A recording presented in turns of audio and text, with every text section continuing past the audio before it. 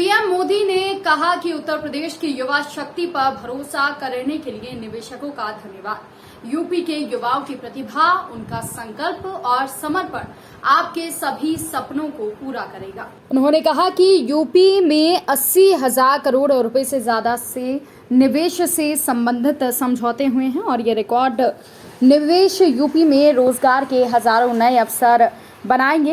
ये भारत के साथ ही उत्तर प्रदेश की ग्रोथ स्टोरी को बढ़ते दिखाता है। दुनिया आज जिस भरोसेमंद साथी को तलाश रही है, उस पर खरा उतरने का सामर्थ्य सिर्फ हमारे लोकतांत्रिक भारत के पास है।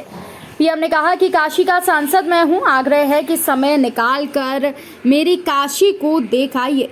पुरातन काशी इतनी नई नवेली हो सकती है, ये यूपी सरकार के प्रयास से ही संभव है।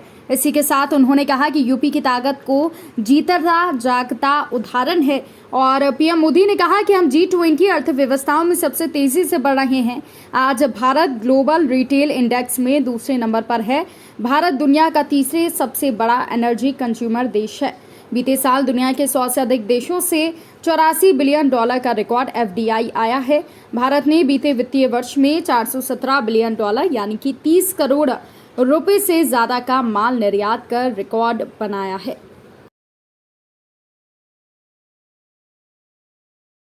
और हमारे उत्तर प्रदेश के मुख्यमंत्री श्री योगी आदित्यनाथ जी जिस कर्मठता के साथ उत्तर प्रदेश को एक न्यू हाइट देने के लिए, नई ऊंचाई देने के लिए काम कर रहे हैं, मैं समझता हूं कि बहुत विस्तार में जाकर कुछ कहने की आवश्यकता नहीं है।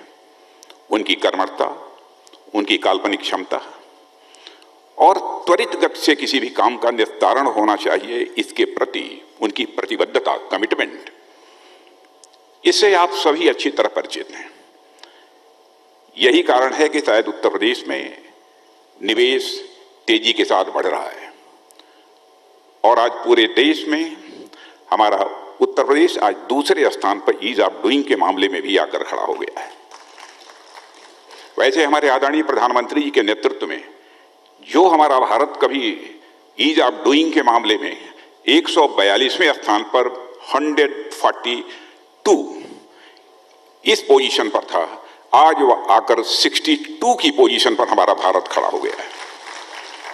और हमारे प्रधानमंत्री जी के नेतृत्व में भारत की प्रतिष्ठा कितनी तेजी के साथ बढ़ी है और उनका एक विजन है कि भारत का एक कॉम्प्रिहेंसिव डेवलपमेंट होना चाहिए और इसी सोच के आधार पर सतत प्रधानमंत्री जी काम कर रहे हैं। दुनिया के दूसरे देशों में भी जाने का मुझे अवसर प्राप्त हुआ है। मैं कह सकता हूं कि अंतर्राष्ट्रीय जगत में भारत की प्रतिष्ठा बढ़ी है, तो उसका श्रेय यदि दिया जाना चाहिए तो हमारे प्रधानमंत्री आदरणीय नरेंद्र मोदी जी को इसका श्रेय दिया जाना चाहिए। पहले भारत अंतर्राष्ट्रीय मंचों पर यदि कुछ बोलता था, उसकी बातों को जितनी गंभीरतापूर्वक लिया जाना चाहिए उतनी गंभीरतापूर्वक नहीं लिया जाता था, लेकिन आज अंतर्राष्ट्रीय मंचों पर भारत कुछ बोलता है तो लोग कान खोल कर भारत की बातों को सुनते हैं। यह हैसियत अंतर्राष्ट्रीय जगत में भारत की बनी। लागत से नई परियोजनाओं के कार्य को आगे बढ़ाने की दिशा से यह कार्यक्रम आज यहां पर प्रारंभ हो रहा है।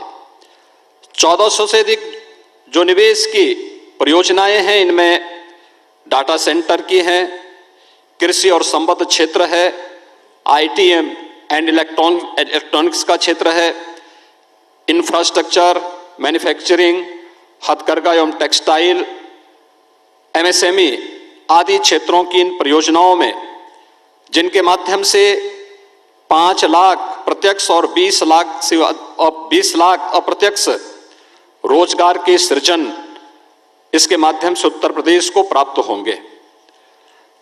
हम लोगों ने विगत 5 वर्ष के दौरान आदरणीय प्रधानमंत्री जी के उस मंत्र को अंगीकार किया जिसमें रिफॉर्म, परफॉर्म और ट्रांसफॉर्म के मंत्र आदरणीय प्रधानमंत्री जी ने देश को दिए थे। आज मुझे बताते हुए प्रसन्नता है कि आदरणीय प्रधानमंत्री जी के मार्गदर्शन में विगत 5 वर्षों के अंदर उत्तर प्रदेश अपनी अर्थव्यवस्था को छठी अर्थव्यवस्था से दूसरी अर्थव्यवस्था की ओर अग्रसर करने में तेजी के साथ आगे बढ़ा है। साथियों, इस समय हम अपनी आजादी के 75वें वर्ष का पर्व मना रहे हैं, आजादी का अमृत महोत्सव मना रहे हैं। ये समय अगले 25 वर्षों के लिए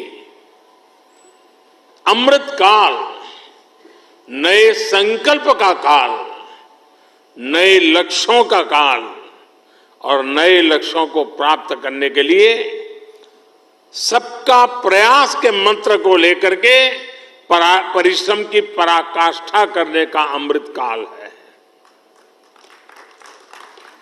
आज दुनिया में जो वैश्विक परिस्थितियां बनी है वो हमारे लिए बड़े अवसर भी लेकर आई है। दुनिया आज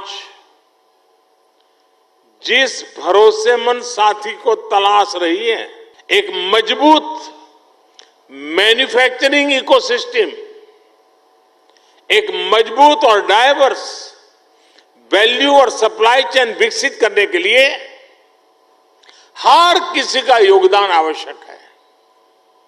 सरकार अपनी तरफ से निरंतर नीतियां बना रही हैं, पुरानी नीतियों में सुधार कर रही हैं।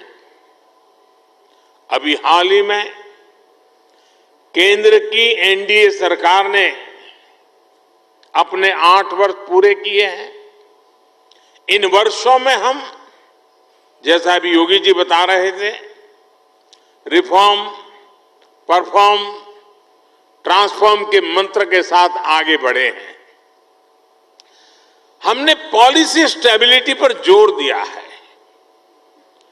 कोऑर्डिनेशन पर जोर दिया है, ईज ऑफ डूइंग बिजनेस पर जोर दिया है।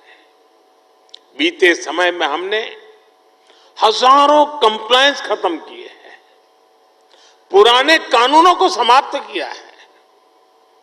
हमने अपने रिफॉर्म से एक राष्ट्र के रूप में भारत को मजबूती देने का काम किया है।